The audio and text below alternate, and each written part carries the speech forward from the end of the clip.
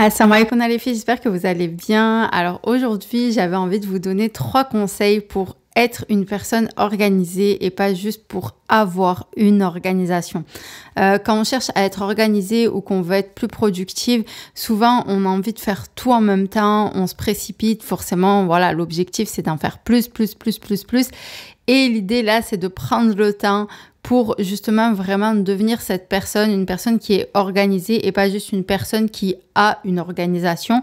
Ce qui pour moi fait une grande différence parce que une de ces personnes, celle qui est organisée, va savoir s'adapter, même quand il y a des imprévus, même quand son organisation, elle est plus adaptée à ses objectifs, à son mode de vie, à des choses qu'elle vit en fait actuellement. Elle va pouvoir s'adapter, elle va pouvoir rebondir, elle va pouvoir jouer en fait et mettre en place rapidement une nouvelle organisation. Alors qu'une personne qui a juste une organisation, en fait c'est une personne qui suit un planning et si on lui enlève, elle est perdue.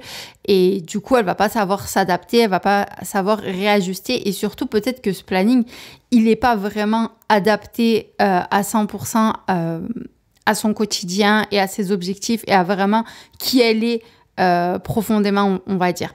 Donc, la première chose, c'est vraiment de prendre le temps de clarifier et de purifier son intention, même pour l'organisation et son pourquoi en fait. C'est un lien, pour moi c'est vraiment un lien et c'est d'aller creuser. Souvent moi en coaching, quand les personnes viennent, la première chose quand on creuse ça, c'est je vais être organisée. Les réponses c'est je vais être organisée parce que je veux avoir plus de temps, ou je veux me libérer du temps pour passer du temps avec mes enfants, ou je veux être plus productive pour avancer plus rapidement sur mon projet.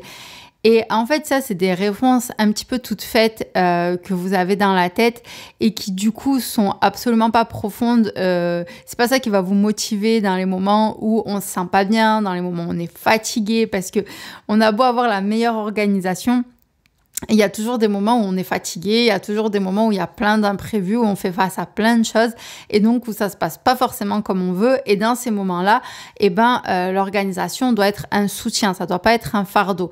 Donc si on n'a pas vraiment relié ça à un vrai pourquoi avec vraiment une bonne intention et surtout une intention vraiment qui nous est propre, pas juste avec des mots, voilà, un petit peu quelque chose de très mental qui, sur le papier, fait très bien. On comprend tout à fait ce que c'est, mais voilà, ça va pas être une source de motivation. Il faut vraiment prendre le temps de creuser ça, même si ça semble pas important quand il s'agit de l'organisation. Mais en fait, l'organisation, c'est pas juste... c'est comme l'alimentation, en fait. Il faut vraiment voir les choses comme ça. C'est pas juste un régime. Quand on décide de mieux s'alimenter, d'avoir une meilleure alimentation, en fait, on n'est pas en train de faire un régime. C'est pas juste sur un moment donné. Non, on est en train de changer son alimentation. C'est un nouveau mode de vie. L'organisation, c'est pareil, en fait. Un planning, ça va être quelque chose, voilà, où on va le suivre. On va suivre une méthode à un moment donné et peut-être qu'elle ne nous correspond pas et on va laisser tomber. Mettre en place une organisation qui est cohérente avec nous-mêmes, avec nos valeurs, avec nos besoins, c'est vraiment changer de mode de vie en fait. Donc du coup, il faut prendre ce temps pour se comprendre, pour clarifier vraiment son intention, son pourquoi et pour justement retrouver cette source de motivation dans les moments où on manque de motivation, dans les moments où on est fatigué. Vouloir appliquer la méthode laser si on ne sait même pas où on veut aller exactement, en fait, c'est juste pas possible. La méthode laser, c'est un petit peu, voilà, on parle souvent de ça dans la productivité, c'est le mode focus, c'est comme un laser, en fait, il est très fin, il cible un point très précis, mais c'est vraiment net, en fait. Mais pour faire ça, faut savoir où on veut aller. On ne peut pas utiliser un laser et essayer en fait d'aller en même temps dans toutes les directions. On va s'éparpiller, on va perdre toute son énergie et on va perdre énormément de temps. Donc vraiment, purifier son intention, clarifier son intention et vraiment se demander mais pourquoi c'est aussi important pour moi d'être plus organisée et qu'est-ce qui se joue en fait? Qu'est-ce qui est en jeu par rapport à mon organisation. Ensuite, le deuxième point, c'est un petit peu en lien aussi, mais c'est vraiment d'accepter de prendre le temps. Un planning, ça se fait en un jour. ok? Un nouveau mode de vie, ça se construit pas à pas. C'est comme je disais, vraiment là, on n'est pas dans construire un planning ou faire un planning, c'est vraiment changer de mode de vie. Donc ça se construit. Il faut prendre le temps d'aller regarder en arrière un petit peu qu'est-ce qui s'est passé, qu'est-ce qu'on a vécu, qu'est-ce qui fait que on fonctionne comme ça.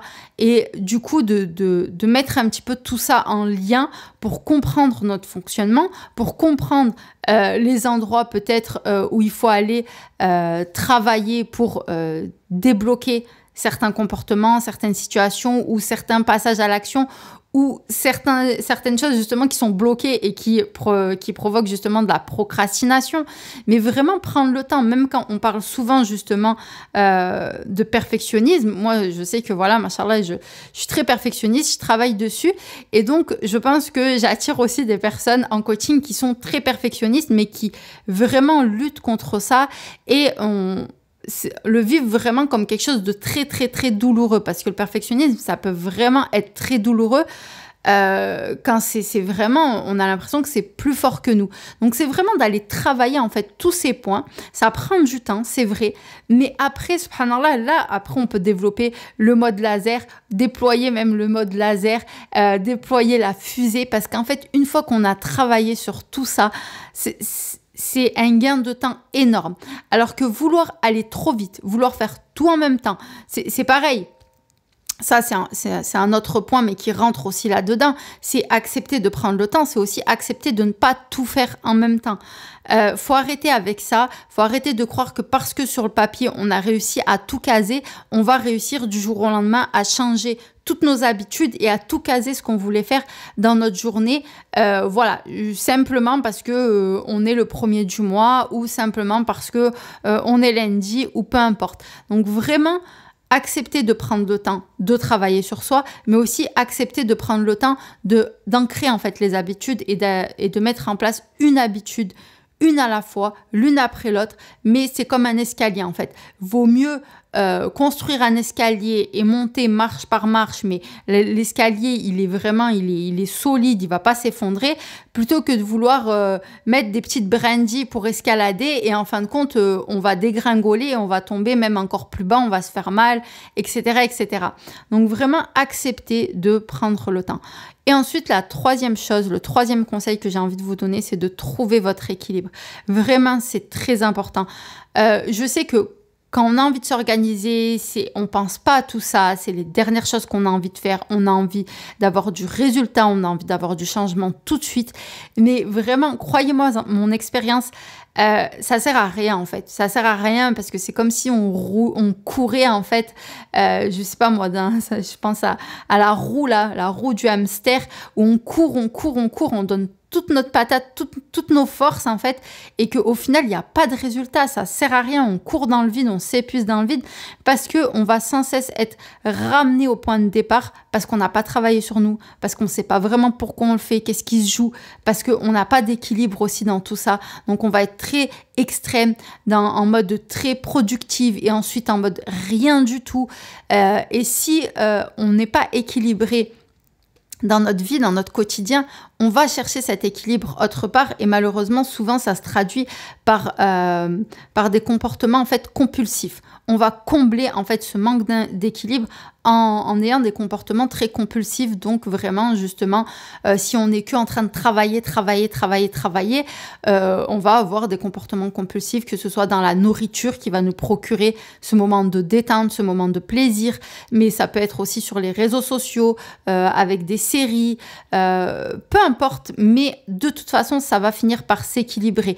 Donc, regardez vraiment dans votre vie, est-ce que vous avez tendance à avoir des fossés entre vos manières de faire d'une journée à l'autre, d'une semaine à l'autre? Est-ce qu'il y a des moments où vraiment c'est trop, vous êtes absolument concentré, organisation, productivité, en oubliant en fait tout ce qu'il y a autour, et ensuite vraiment vous êtes que dans la famille, les enfants, prendre du temps, se sortir, se promener, prendre du plaisir et tout, lâcher prise, déconnecter et tout, mais du coup vraiment sans avoir cet équilibre au quotidien, parce que ça va être pareil, ça va être un gros frein pour avoir une organisation, pour être une personne organisée et pour vraiment avoir ce nouveau mode de vie avec cette organisation qui vous correspond et qui est cohérente avec vos valeurs, avec vos objectifs.